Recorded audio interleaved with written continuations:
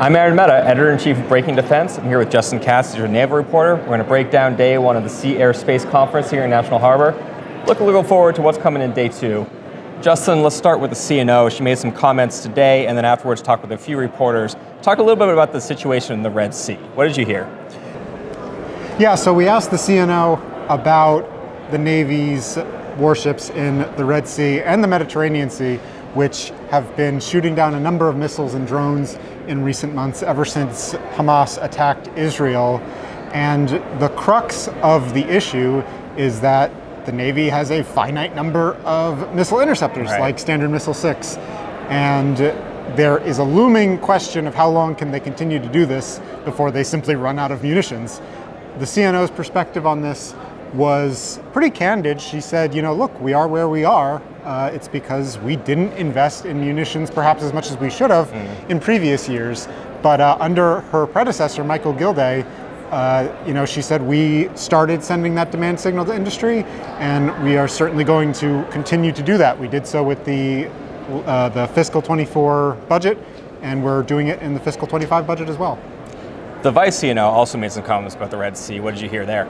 Yeah, so Vice Chief of Naval Operations, Admiral Jim Kilby, he kind of gave us a sense of what the direction from the Navy has been to its commodores in the Red Sea. And it's pretty simple. It's, if you see the shot, take the shot. Those were his words quoted. And, you know, I don't think it's surprising that the Navy trusts its commodores to make these decisions. You know, Admiral Kilby literally said, when they see something coming, they have about 10 to 15 seconds to make a decision, shoot it or don't shoot it. But it does kind of speak to the situation. It speaks to how quickly these Navy captains need to react. You know, this isn't a training exercise. If they don't shoot down a missile, it could go after a civilian ship. It could land in Israel. It could land on a Navy warship. It's a real threat. And I believe that while I was listening to the top Navy leaders, you were listening to a panel about AUKUS. Yeah, that's right. So there's a panel today about the AUKUS trilateral agreement. It comes on the heels of earlier today, the three defense chiefs put out a statement saying, we're going to actually talk to Japan officially about joining AUKUS as a Pillar 2 kind of secondary member. That had been expected, and a lot of chatter about that, but this was the first time they officially talked about it.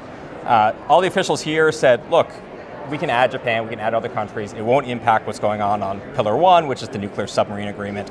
They seem very confident that this won't be a distraction. They'll be able to pull it off. Tomorrow, there's a Pillar 2 specific panel. We're going to hear a little more about Pillar 2. Speaking of tomorrow, there's certainly a big pillar of tomorrow is going to be the SecNav's kind of keynote statement here. What are you expecting to hear out of that? Certainly. I mean, anytime the Secretary of the Navy comes to SNA or to Sea Air Space or one of the big Navy conferences, he always hits on his key themes of maritime power and a strong Navy. I think a lot of people will be expecting him to comment on his 45-day shipbuilding review, which just last week was announced. There was quite a few delays that were acknowledged by the Navy in some of its biggest, most important, and most expensive shipbuilding programs.